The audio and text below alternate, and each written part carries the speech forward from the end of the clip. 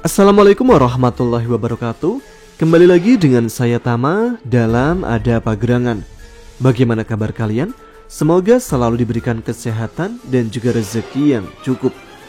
Kembali lagi dalam segmen Bukan Pendakian Biasa, di mana saya akan membacakan sebuah kisah pendakian yang mungkin bisa dibilang janggal dan aneh, yang pasti berbeda dari pendakian pada umumnya. Cerita kali ini ada kisah dari Panjul ketika mendaki ke Gunung Lawu yang harus mengalami nasib sial gara-gara salah satu teman mendakinya membawa sebuah pusaka dan membuat makhluk gaib penghuni Gunung Lawu tidak terima. Seperti apa cerita lengkapnya? Teman-teman, ada apa gerangan? Ceritanya mulai dari sini.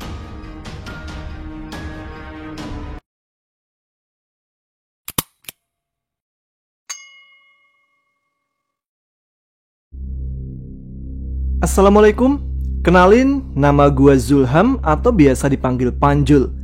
Gua asli dari Sukabumi Utara, Jakarta Barat. Mungkin yang udah pada tahu dan pernah ke daerah asal gua itu pasti paham kalau di sono banyak bunga yang udah dimasukkan ke dalam ember berisi air, termasuk bunga Edelweiss. Bunga Edelweiss yang ada di pasar kembang itulah yang membuat gua akhirnya mencapai puncak Gunung Lawu. Karena tukang kembang yang ada di pasar kembang Rawabelong pernah bilang, bunga Edelweiss yang paling indah cuma bunga Edelweiss yang ada di Gunung Lawu. Karena penasaran, akhirnya gua muncak ke Gunung Lawu untuk pendakian pertama gua. Di pendakian gua yang pertama, tidak ada hal-hal janggal atau hal mistis yang gua dan kawan gua temui. Semua berjalan normal seperti pendakian pada umumnya. Setelah pendakian kedua dan ketiga gua, yang waktu itu sempat kena gejala hipotermia di Gunung Ciremai dan muter-muter di Gunung Salak, karena minimnya pengetahuan dan juga peralatan, akhirnya gue kembali lagi ke Lawu dengan belajar dari para senior yang udah gue kenal.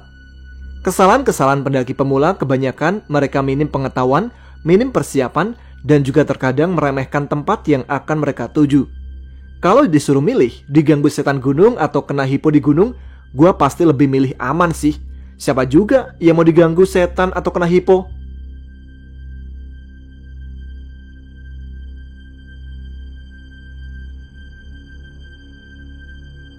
Pendakian Lawu yang kedua kalinya buat gua malah menjadi awal gua bisa tahu atau sekadar merasakan kehadiran dari makhluk-makhluk halus lembut.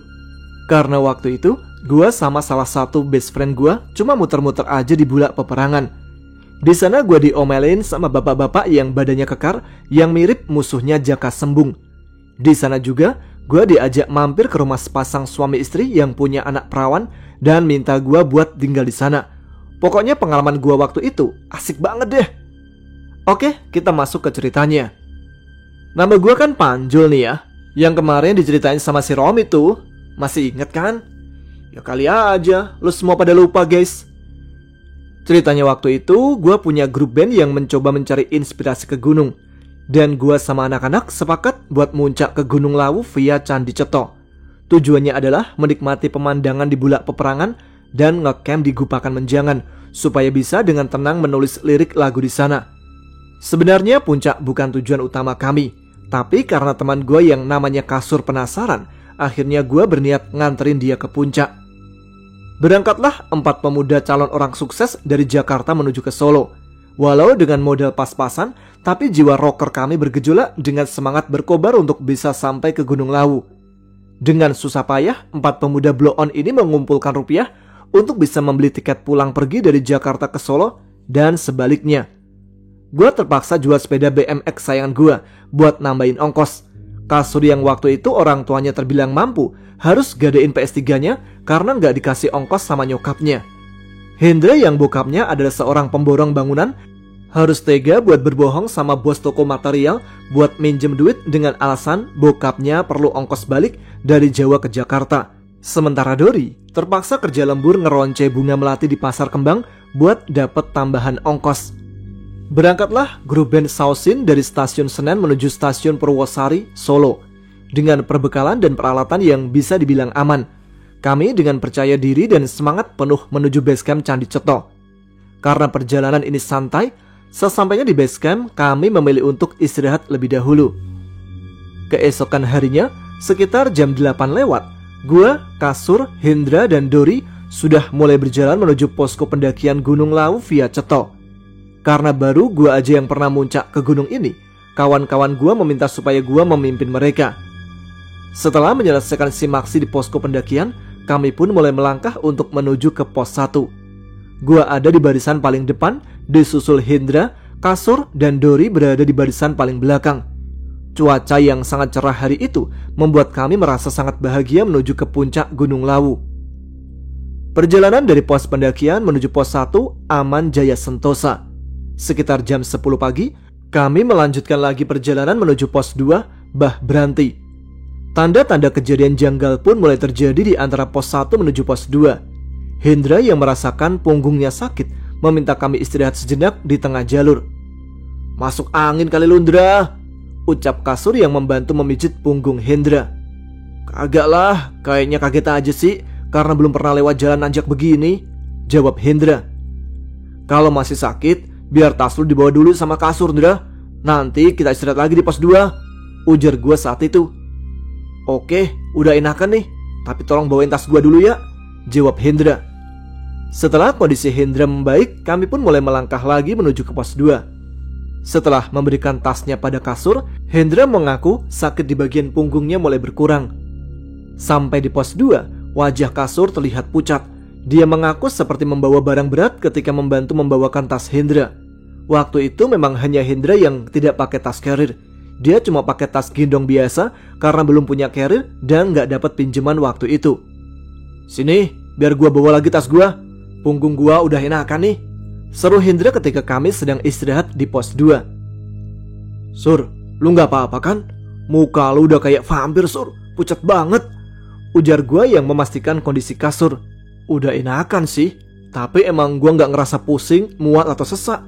Cuma tasnya Hendra aja berat banget," jawab Kasur yang menjelaskan kondisi tubuhnya. "Lo bawa besi dari material Arab, Ndra," celetuk gua yang disambut tawa Dori dan Kasur. "Ngaco lu, jangan ngingetin gua soal material Arab lah. Gua pasti dihukum cambuk sama bokap gua sampai di rumah nanti," jawab Hendra sambil tersenyum. "Emangnya lu bilang gimana sama tuh bos material, Ndra?" tanya gua yang penasaran dengan aksi konyol Hendra. "Bos, saya disuruh bapak kesini buat minjem duit. Katanya duit bapak habis, jadi belum bisa balik ke Jakarta lagi. Makanya bapak nelpon saya lewat HP tetangga buat minjem duit ke bos Hamid." Gua bilang begitu ke bos Arab, tapi sumpah gua deg-degan banget waktu itu, coy. "Nah, itu orang percaya aja sama lu, Ndra?" tanya gua lagi. "Iya, bokap gua kan udah langganan. Lagian satu proyek rumah kalau belanja ke dia bisa sampai puluhan juta, Jul. Makanya bos Hamid percaya banget sama bokap gua. Lagian gua cuma minjem 300.000, jawab Hendra sambil tertawa. "Lanjut yuk, keburu siang nih. Nanti kita istirahat lagi di pos 3, ucap gua setelah tahu kalau Kasur udah fit lagi. Di tengah jalur antara pos 2 dan pos 3, Hendra kembali merasakan sakit di punggungnya. Ditambah dia tidak kuat untuk membawa tas gendongnya yang berisi barang paling sedikit di antara barang bawaan kami. "Sini deh, gua yang bawain tas lu. Isinya apaan sih di tas? Ngerepotin banget," ujar gua yang mulai tidak sabar. "Azab akibat bohongin bos material tuh," celetuk Kasur yang membuat kami semua tertawa. "Udah, ntar kita cek di pos 3, ucap gua lagi yang saat ini membawa tas milik Hendra. Nggak tahu ini tas isinya apa, tapi emang berat banget. Nggak tahu kenapa, selain merasa sangat lelah, gua juga mulai merinding dan mulai mual. Tapi gua paksain buat terus jalan supaya cepat sampai di pos 3. Karena gua berjalan paling depan, jadi teman-teman gua nggak tahu kondisi gua saat ini. Sampai akhirnya gua ngerasa nggak kuat ketika sedikit lagi sampai di pos 3. Gua duduk lalu ngelepas tas milik Hendra dan meminta Hendra serta Dori untuk jalan duluan membawa tasnya dan menunggu gua di pos 3. "Tas lu nih, lu sama Dori duluan. Gua istirahat 5 menit di sini. Pos 3 nggak jauh kok dari sini. Bawa tuh tas keramat," ujar gua yang agak sewot ngelihat tas milik Hendra. Hendra yang terlihat marah lalu mengambil tasnya dan dengan cepat berjalan ke arah atas tanpa basa-basi lagi. Dori yang gua minta buat nemenin Hendra pun segera menyusulnya dengan sedikit berlari. "Kayaknya Hendra bawa sesuatu deh," ujar gua yang saat ini sedang duduk ditemani Kasur. "Nah, lu baru percaya kan? Sekarang muka lu juga kelihatan kayak zombie, Zul. Pucat," jawab Kasur yang sudah merasakan keanehan sewaktu membawa tas milik Hendra. "Itu bocah bawa jimat kali," Masa iya sih tas kecil isinya juga cuma barang-barangnya dia, tapi beratnya naudzubillah. Celetuk gue yang perlahan merasakan mual dan merinding lagi. Coba aja nanti kita bongkar tasnya si Jawa, saut kasur yang membuat gue ketawa. Halo ya, ngatain orang bawa-bawa suku, dasar lu Jawa. Jawab gue yang membuat kasur nyengir kuda, karena kasur juga asli Wonogiri dengan nama lengkap Suryadi Wiyoko. Nama yang jadi bahan ceng-cengan teman-temannya sewaktu belum diganti kasur sama anak-anak tongkrongan gue. Setelah merasa lebih baik, gue dan kasur perlahan mulai berjalan menyusul Hendra dan Dori yang sudah menunggu kami di pos 3. Sampai di pos 3, gue merasa ada yang aneh dengan Hendra. Sepertinya dia marah banget sama gue karena tasnya dengan tidak sengaja gue lempar di jalur tadi. Suasana canggung pun mulai terjadi. Saat ini, gue sama Hendra tidak saling berbicara satu sama lain. Gue yang merasa gak punya salah sama Hendra menganggap biasa aja hal ini. Setelah lama beristirahat di pos 3 dan juga mengisi persediaan air, kami pun mulai melanjutkan perjalanan ke pos 4, Penggi. Hendra yang saat ini terlihat sangat bugar meminta untuk berjalan paling depan bersama Dori, sedangkan gue dan kasur berjalan di bagian belakang. Kejadian aneh mulai gue rasakan lagi ketika berada di tengah jalur antara pos 4 dan pos 5. Sekarang carrier yang gua bawa rasanya bertambah berat, sama beratnya sewaktu tadi gua bawa tas punya Hendra. Astagfirullahaladzim, ada apa ya Allah? Kesalahan apa yang gue lakuin sebelum perjalanan tadi? Atau ketika gue dalam perjalanan ini? Gumam gue perlahan yang rupanya didengar oleh kasur. Gak beres nih Manjul. Sini, tukeran carrier. Gue curiga sama Hendra. Kayaknya dia naruh sesuatu di carrier lu. Balas kasur yang berhenti di depan gue. Jarak Hendra yang berjalan di depan bersama Dori terpaut cukup jauh dari gue dan kasur waktu itu. Gue lalu menanyakan apa yang Hendra lakukan tadi di pos 3. Gue ngelihat Hendra duduk di samping tas carrier lu waktu kita ngisi botol minum tadi, Jul. Kayaknya dia naruh sesuatu deh di carrier lu, ujar kasur menjelaskan dengan suara pelan. Lu yakin, Sur? Tanya gue tegas yang dijawab dengan anggukan kepala. Yakin, Jul? Emang lu gak perhatiin sekarang Hendra seger-buger begitu? Malah dia ninggalin kita kan? Jawab kasur meyakinkan gue. Iya juga ya. Apa kita bongkar aja isi carrier gue? Kita cari barang yang ditaruh si Hendra tadi. Tanya gue meminta pendapat pada kasur. Jangan, pura-pura gak tahu dulu aja. Sekarang pelan-pelan kita jalan dan ganti-gantian bawa carrier lu yang berat ini. Jawab kasur tegas. Oke lah, gue udah enakan nih. Sekarang setiap 10 atau 15 menit kita berhenti dan tukar carry ya. Pinta gue yang langsung disetujui kasur. Saat ini gue mencoba untuk berpikiran positif dan berusaha untuk tidak terpancing emosi dalam permasalahan ini.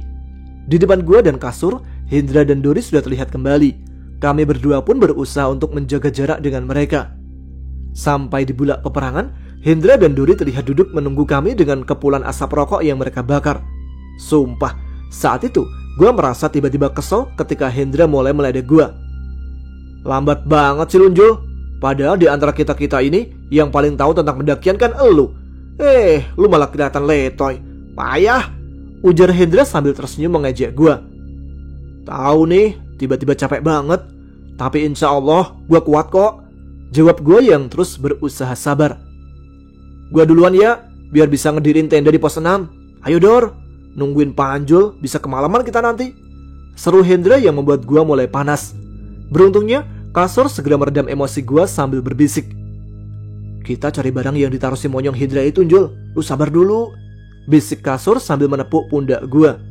Oke Sur, kita istirahat dulu. Jawab gue yang langsung mencari tempat untuk selonjoran yang nyaman buat membongkar tas carrier gue. Perlahan gue mulai membuka tas carrier gue dan mulai mencari sesuatu yang bukan milik gue. Kasur gue minta buat terus mengawasi ke jalur, jaga-jaga kalau Hendra dan Dori kembali ke tempat ini. Alhamdulillah, belum semua barang gue keluarkan dari dalam carrier, gue menemukan kain putih yang membungkus sebuah benda. Setelah perlahan kain itu gue buka, ternyata ada keris kecil di dalamnya. Sur, lihat deh, ujar gue sambil menunjukkan benda yang gue temukan di bagian samping dalam tas carrier gue. Bener kan, si monyong naruh sesuatu? Pantes aja tas dia yang isinya sedikit bisa jadi berat banget. Balas kasur yang saat ini sama kesalnya pada Hendra. Harus kita kasih pelajaran tuh si monyong. Imbuh kasur yang membantu gue membereskan tas carrier gue. Lu ada ide buat ngebales apa yang si monyong lakuin, Jul? Tanya kasur yang sudah siap berjalan lagi. Kita balikin aja ke pemiliknya. Sekarang kita jalan lagi yuk. Jawab gue yang sedang merencanakan untuk mengembalikan benda ini kepada orang yang membawanya. Baru beberapa langkah kami berjalan, tiba-tiba langit berubah menghitam. Dan dengan tiba-tiba juga, hujan pun turun dengan deras. Gue dan kasur yang sangat kebingungan lalu mencari tempat berteduh di bawah sebuah pohon besar untuk bisa memakai jas hujan yang sudah kami persiapkan. Kami berdua melanjutkan perjalanan menuju ke pos 6 untuk dapat segera beristirahat. Karena di sana sudah ada Hendra dan Dori yang sepertinya sudah mendirikan tenda dan membuat makanan untuk kami santap. Jarak dari pos 5 menuju Gupakan Menjangan yang terbilang cukup dekat membuat kami berdua memilih lanjut walau hujan cukup deras. Gue dan kasur yang terus fokus berjalan tanpa melihat jam di tangan kami, tiba-tiba berpapasan dengan seseorang yang bertelanjang dada dan hanya menggunakan celana serta ikat rambut. Anehnya, orang yang kami temui itu seperti tidak tersentuh air di tengah hujan deras seperti ini. Gua yang tidak terlalu memperdulikan orang itu terus berjalan sampai langit menjadi gelap dan hujan pun berhenti. Gua lalu memakai headlamp dan membuka jas hujan gua karena tempat di mana sekarang gua dan kasur berada tidak ada tanda-tanda bekas hujan turun. Lah, di sini kering, Jul. Seru kasur yang memperhatikan keadaan sekitar. Iya, Sur, bodo amat dah. Lanjut lagi yuk. Balas gua yang sudah merasa mulai kedinginan. Baru saja kami akan melanjutkan perjalanan, tiba-tiba terdengar suara seseorang dari arah belakang yang memanggil kami. Suara itu terdengar seperti suara orang yang sedang marah. Hei bocah, tunggu di situ, ucap dua orang yang berlari ke arah kami. Apa yang kamu bawa, bocah? Tanya seorang berkumis yang memakai baju pangsi hitam dengan dada bidang yang terlihat sangat kekar. Saya nggak bawa apa-apa, Pak. Jawab kasur dengan suara terbata-bata. Bohong, kalian berdua sedang membawa sesuatu yang membuat kami merasa kesal, ujar lelaki berkumis dengan badan tegap seperti Advent Bangun dalam film Jaka Sembung. Bener Pak D, kita nggak bawa apa-apa, jawab gua yang langsung menunduk ketakutan ketika kedua lelaki berpakaian zaman dulu itu semakin mendekati gua. Jawab yang jujur, atau aku potong-potong kalian di sini, ujar lelaki satunya yang juga berbadan besar tapi suaranya lebih menggelegar. Beneran Pak D, saya cuma bawa logistik, jaket, kaos, dan alat camping aja, jawab gua dengan gemetar. Apa yang ada di saku celanamu? Tanya lelaki itu dengan pedang yang menempel di celana. Setelah sadar kalau saat ini gua memang membawa keris kecil yang terbungkus kain putih milik Hendra, gua lalu menceritakan apa yang sebenarnya terjadi. Ini bukan punya saya Pak D, jawab gua sambil memperlihatkan benda yang gua ambil dari dalam kantong celana. Kedua orang itu tiba-tiba mundur beberapa langkah dari hadapan gua ketika melihat benda yang gua tunjukkan. Ini punya teman saya Pak D, dia sengaja menaruh di dalam tas saya. Sumpah, saya nggak tahu ini benda apa Pak D, ujarku yang kini mulai mendapatkan keberanianku. Belum sempat orang itu berkata-kata lagi, tiba-tiba dari arah keduanya muncul orang tua dengan rambut putih yang terlihat seperti dikonde. Kakek itu pun menghampiri kami dan sekarang berada di antara gua dan kedua lelaki kekar itu. Kasur yang perlahan bisa menggerakkan kakinya kini memilih berdiri di belakang gua. Musuhnya Jaka Sembung, Jul, bisik kasur sambil melirik ke arah dua lelaki tegap itu. Gua menyikut perut kasur supaya diam dan jangan bercanda di saat genting seperti ini. Benda ini memang bukan milik kedua anak ini, Jogo Bayu. Jangan sembarang bertindak, ujar kakek yang sepertinya ditakuti kedua sosok lelaki itu. Ampun Kiai, kami tidak tahu. Kami hanya merasa terganggu dengan kehadiran benda itu di tempat ini, jawab sosok berpakaian hitam yang tadi menempelkan pedangnya ke leher gua. Tidak apa-apa Jogo, lain kali jangan sembarangan dalam bertindak. Sekarang kalian boleh kembali ke tempat kalian, Jogo Tirta, Jogo Bayu. Biar aku yang mengurus ini, ujar kakek yang menyelamatkan kami dari kedua laki-laki berkumis dan berbadan tegap itu. Sekarang serahkan benda itu kepada aku nak. Biar aku yang mengembalikan pada orang yang sudah membawanya ke tempat ini. Sepertinya Temanmu harus sedikit diberikan pelajaran, ujar kakek yang suaranya sungguh membuat kami tenang. Iya kek, silakan bawa benda ini. Sepertinya memang teman saya sengaja membawa benda ini ke gunung ini, dan ketika dia tidak kuat, dia menaruhnya ke tas saya, balasku yang menyerahkan keris kecil terbungkus kain putih kepada kakek yang menyelamatkan kami berdua. Kakek sudah tahu, nak. Sekarang kakek akan pergi ke tempat temanmu berada. Kalian jalan terus saja. Setelah melewati sebuah desa, kalian akan menemukan gapura besar dan akan sampai di tempat yang kalian tuju, ujar kakek itu menjelaskan pada kami, lalu perlahan berjalan dan hilang dalam gelapnya malam. Gua dan Kasur terdiam sejenak dan mulai menenangkan diri. Gua sama Kasur menyalakan sebatang rokok dan meminum air yang ada di botol kami masing-masing. Setelah merasa tenang, kami pun mulai melanjutkan perjalanan. Kami berjalan mengikuti petunjuk dari kakek yang tadi menyelamatkan kami. Tidak jauh dari tempat kami berada tadi, kami mulai melihat sebuah perkampungan dengan penerangan obor yang ada di bagian depan beberapa rumah. Saat itu, gua dan Kasur sama sekali tidak merasa takut apakah ada yang kami temui. Kami sadar bahwa saat ini kami sedang berada di dimensi lain, karena tidak akan mungkin di atas gunung ada sebuah desa yang bangunannya terlihat seperti bangunan rumah zaman dulu. Sudah beberapa rumah kami lewati, dan ketika kami melihat rumah yang berbeda dari rumah lainnya, tiba-tiba muncul sosok bapak-bapak dan ibu-ibu yang mengenakan pakaian seperti orang penting pada zamannya. Kedua orang itu menyambut hangat kedatangan kami dan meminta kami singgah di rumahnya yang terlihat sangat besar dan mewah. Ayo, mas-mas berdua harus mampir di rumah kami, ujar bapak-bapak yang langsung memegang tangan gua dan tangannya Kasur. Maaf pak, kami harus. Westo, kalian mampir dulu ke rumahku, nanti aku antar sampai pasar, sergahnya yang memotong kalimat gua. Sesampainya kami di depan rumah, kami disambut dua orang gadis yang sangat cantik dengan kebaya putih. Keduanya sangat menarik dengan busana yang dikenakannya. Intan, Arum, ayo ajak mas-mas ini masuk, buatkan minum dan siapkan makanan yang lezat, ujar bapak tadi yang disambut senyum manis dari keduanya. Monggo, silakan duduk, gak usah sungkan, anggap saja ini rumah kalian. Aku dan istriku mau ke belakang, ada sedikit urusan, ujar bapak-bapak tadi dengan ramah. Gua dan Kasur pun duduk dengan santai sambil memandang Intan dan Arum yang datang membawakan makanan serta minuman untuk kami berdua.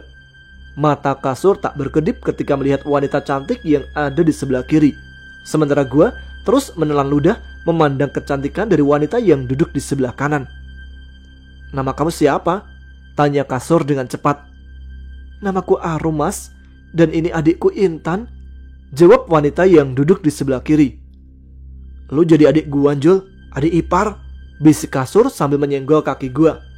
Terserah lu dah, gua mau ikut aja, jawab gua pelan sambil terus memandang Intan. Ayo mas, dimakan toh, kami siapkan semua ini buat kalian loh, ujar Arum yang menunjuk meja dengan penuh berbagai macam hidangan dan juga minuman. Iya mbak, jawab Kasur gugup.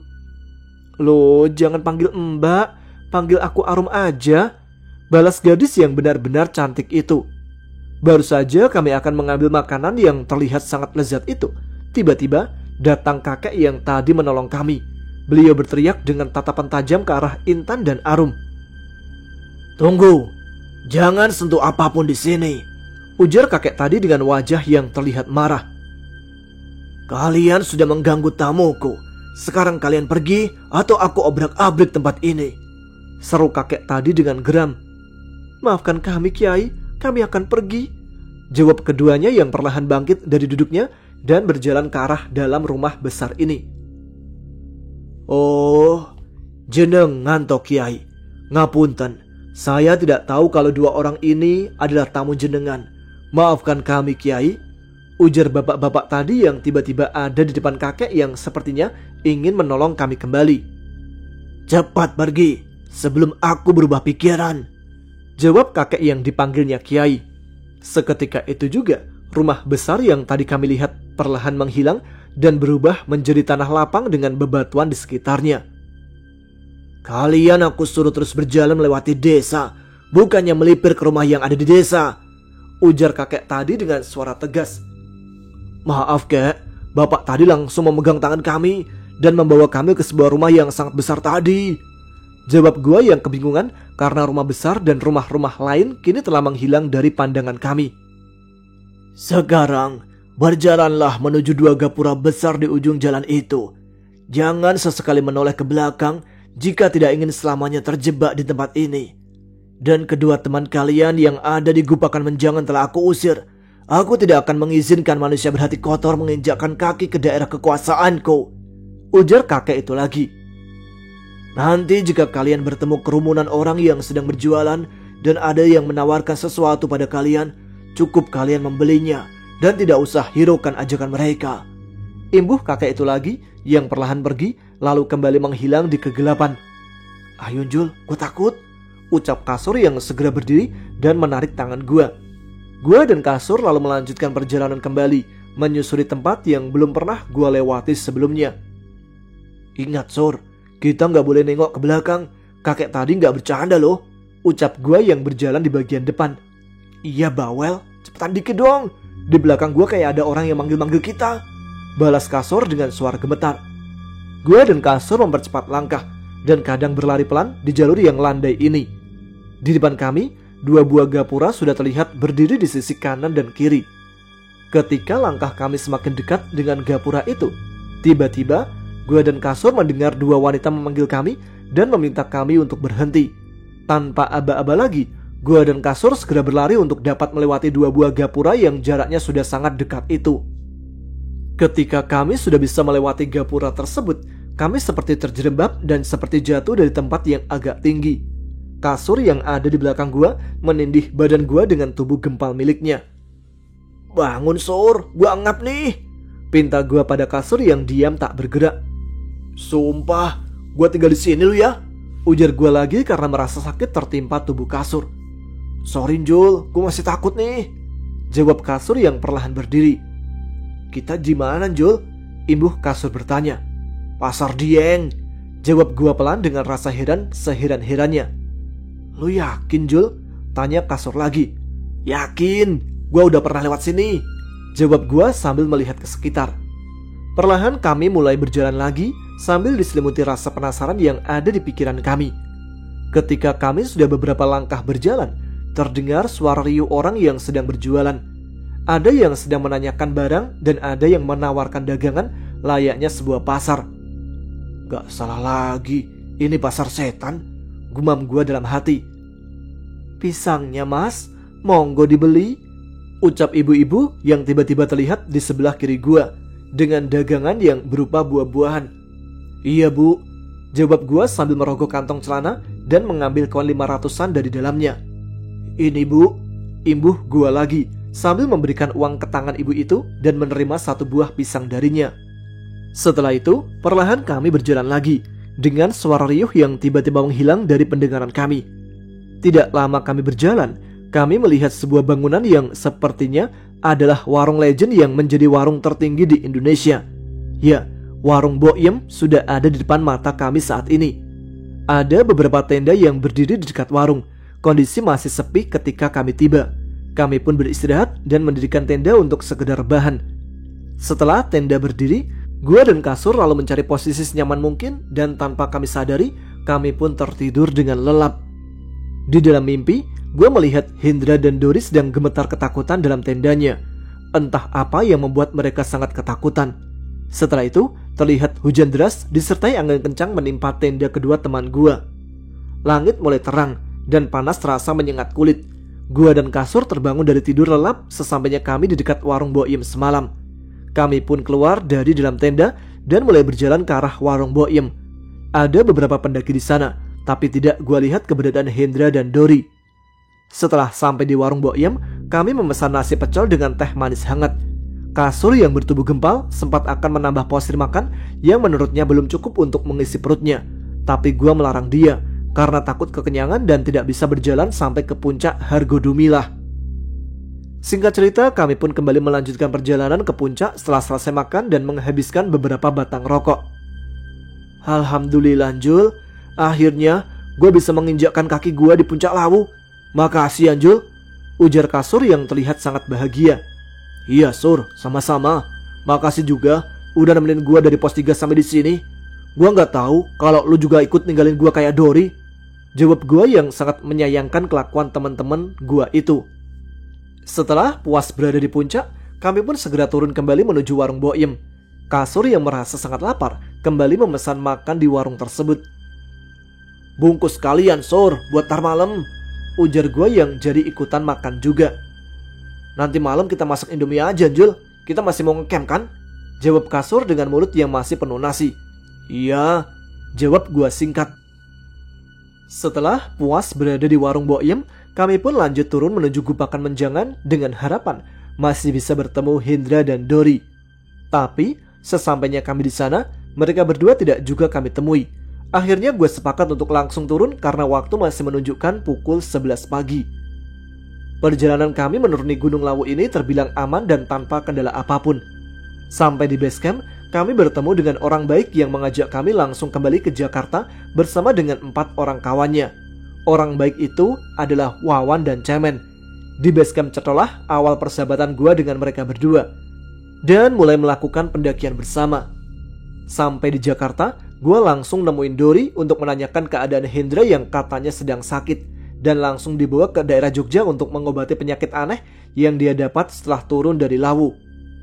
Maafin gua Jul, Sur, gua sebenarnya gak mau ninggalin kalian, tapi Hendra terus maksa gua dan sempat ngancam gua kalau gua gak mau nemenin dia, ujar Dory setelah gua temuin di rumahnya. Kampret lu Dor, balas Kasur yang sangat kesal, tapi bisa langsung gua redam. Emang gimana ceritanya Dor, sampai Hendra bisa ngelakuin hal yang hampir mencelakakan gua sama Kasur? Tanya gua santai. Dari rumahnya, Hendra bawa jimat Jul. Padahal gua udah bilang ke dia, jimat-jimat kayak gitu malah bikin apes di sana. Ujar Dory mulai menjelaskan tentang benda yang dibawa Hendra tersebut. Tapi dia ngeyel.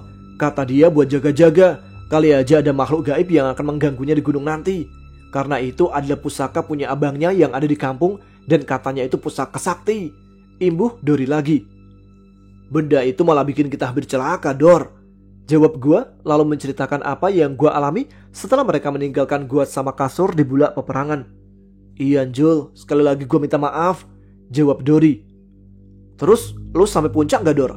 Tanya Kasur yang sudah bisa mengerti dengan keadaan Dory waktu itu.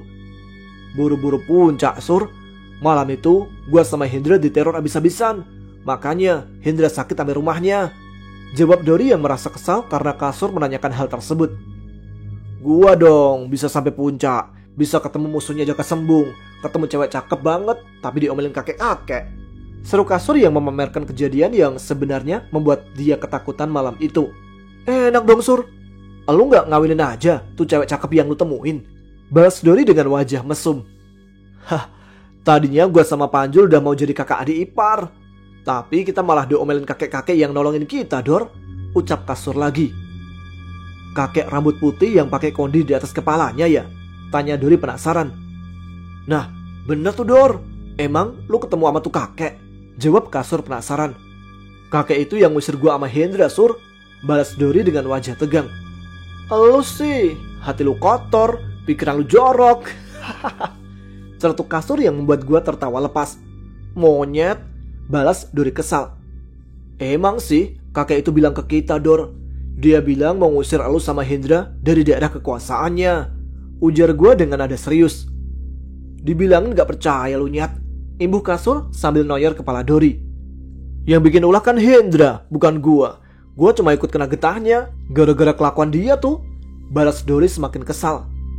Udah tenang aja, ntar kalau ada duit lagi kita muncak ke Lawu lagi Dor, ntar gue mintain maaf sama kakek yang ngusir lu kemarin, jawab gue sambil mengusap punggung Dory. Ah Hendra kampret, gumam Dory semakin kesal. Gue pun tertawa dan Kasur menertawakan kesialan Dory. Jadi menurut cerita Dory, malam itu malam yang paling menakutkan bagi Dory dan Hendra. Setelah makan malam, hujan turun dengan deras disertai angin dan petir yang menyambar-nyambar. Tenda yang mereka tempati nyaris terbawa angin karena hembusan angin sangat besar. Petir yang menyambar-nyambar seperti ada di dekat kepala mereka. Kejadian itu terasa begitu lama, sampai akhirnya Dory dan Hendra pingsan. Teror malam itu tidak sampai di situ. Setelah tersadar, tenda mereka kembali bergoyang dan terdengar suara ramai orang di luar tendanya. Orang-orang yang terdengar di luar tenda itu meminta Dori dan Hendra untuk segera meninggalkan tempat mereka. Setelah Hendra menyanggupi permintaan makhluk-makhluk tak kasat mata yang meneror mereka, suara riuh orang-orang tadi perlahan menghilang dan terdengar suara seseorang yang meminta keduanya untuk keluar dari dalam tenda. "Keluarlah, nak. Aku akan melindungi kalian dari makhluk-makhluk tadi," ucap suara lelaki dari luar tenda. Dori dan Hendra pun memberanikan diri untuk keluar dari dalam tendanya dan menemui sosok yang memanggilnya tadi. "Aku kembalikan benda ini kepadamu. Sekarang juga pergilah dari tempat ini. Tinggalkan gunung ini dan jangan pernah kembali lagi ke sini," ujar seorang kakek berambut putih yang juga gua temui serta kasur temui. "Aku tidak menjamin keselamatan kalian jika kalian memaksa untuk tetap berada di sini," imbuh kakek itu lagi. "Iya kek, kami akan turun sekarang," jawab Hendra dengan tubuh gemetar. Kakek yang tadi menemui mereka lalu berjalan menuju ke arah bulak peperangan dan langsung hilang dari pandangan Dori dan Hendra. Dori dan Hendra bergegas membereskan tenda dan peralatan mereka. Setelah itu, perlahan mereka meninggalkan area camp di Gubakan Menjangan. Entah jam berapa saat itu, Dori dan Hendra tidak lagi memperdulikannya. Yang terpenting mereka harus pergi dari tempat itu sekarang juga demi keselamatan mereka sendiri. Tiba di bulak peperangan, teror dari makhluk-makhluk tak kasat mata mulai menyerang mereka berdua. Suara gamelan yang terdengar di telinga Dori dan Hendra membuat keduanya merinding dan mulai ketakutan. Mereka berdua mempercepat langkah kakinya untuk segera menjauh dari suara gamelan yang makin terdengar kencang. "Dor, pelan-pelan sedikit, kaki gua mulai sakit nih," ujar Hendra yang ada di belakang Dori. "Udah, jangan ngeluh. Sekarang gak usah sok-sokan lagi. Lu gak bisa ngancam-ngancam gua di sini. Gua tinggal tahu rasa lu," jawab Dori yang terus berjalan dengan cepat karena merasa ketakutan juga. "Gara-gara lu nih Nyet, gua jadi sengsara begini. Mana pusaka yang lu bawa?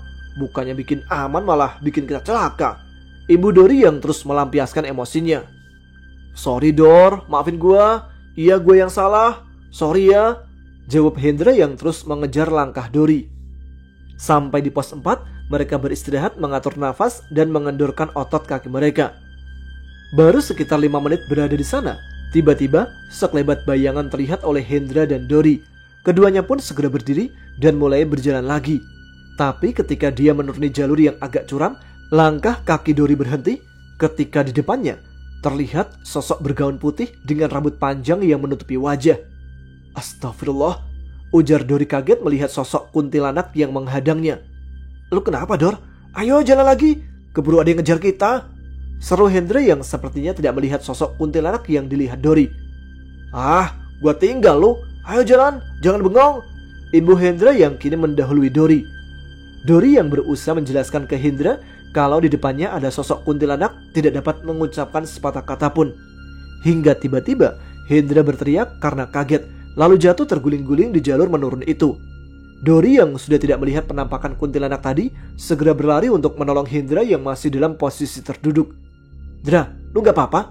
tanya Dori yang berusaha menolong Hendra. Setan Dor, ada setan muncul di depan muka gua," balas Hendra dengan tubuh gemetar.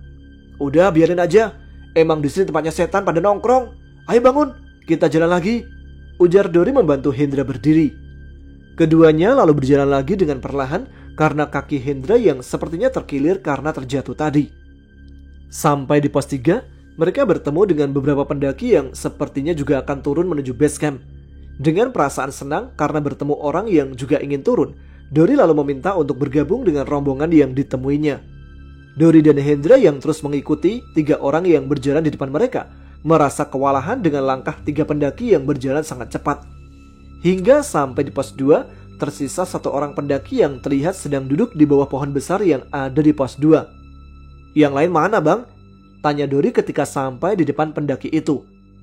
"Pulang," jawab sosok pendaki yang wajahnya kelihatan pucat dengan suara datar. "Kalian cepat turun, cepat tinggalkan gunung ini," imbuh pendaki itu. "Iya bang, kita juga pengen cepat sampai di base camp kok," jawab Dori dengan nafas tersengal-sengal. "Kau jangan pernah kembali ke sini lagi bila ingin selamat," ujar sosok pendaki tadi menunjuk Hendra. "Sekarang pergi, jangan sekali-sekali menoleh ke belakang sebelum sampai di pos kependakian. Imbuhnya lagi. Iya bang, kita permisi dulu, balas Dori sambil meraih tangan Hendra dan mengajaknya pergi meninggalkan pendaki tadi. Setelah bertemu dengan sosok pendaki misterius itu, gangguan yang dialami Dori dan Hendra pun perlahan berkurang, hingga keduanya sampai di posko pendakian. Setelah pendakian kami ke Gunung Lawu, Hendra mengalami sakit yang cukup aneh. Hendra sering berhalusinasi dengan terus melihat sosok-sosok prajurit sebuah kerajaan. Hampir 2 bulan lamanya Hendra mengalami hal itu, sampai ada seseorang yang bisa menyembuhkan Hendra dari gangguan makhluk gaib. Jangan terlalu mempercayai sebuah benda yang mempunyai kekuatan gaib, karena pelindung yang sebenarnya hanyalah Tuhan Sang Pencipta. Kita sebagai makhluk ciptaannya sudah seharusnya memohon dan terus meminta perlindungan darinya. Dari kisah ini, gue belajar banyak tentang pendakian, pertemanan, dan juga kehidupan di alam ini. Di balik dunia kita, ada dunia lain yang juga memiliki kehidupannya sendiri. Di Gunung Lawu lah pertama kalinya gue masuk ke alam lain, lalu di Gunung Salak, di Gunung Arjuna, dan di Gunung Ciremai. Ada saja hal-hal yang sebenarnya gak ingin gue temui di setiap pendakian gue. Mungkin nanti akan gue ceritakan kembali kisah gue di gunung-gunung yang pernah gue daki. Sampai di sini dulu cerita dari gue, makhluk Tuhan yang paling ganteng, kata mak gue sih. Wassalamualaikum warahmatullahi wabarakatuh. Salam rimba, salam lestari. Muhammad Zulham alias Panzul.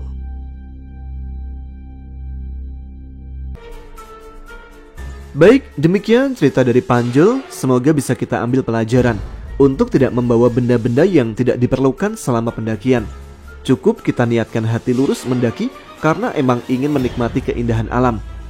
Kita nantikan cerita dari Panjul dan teman-temannya pada episode selanjutnya.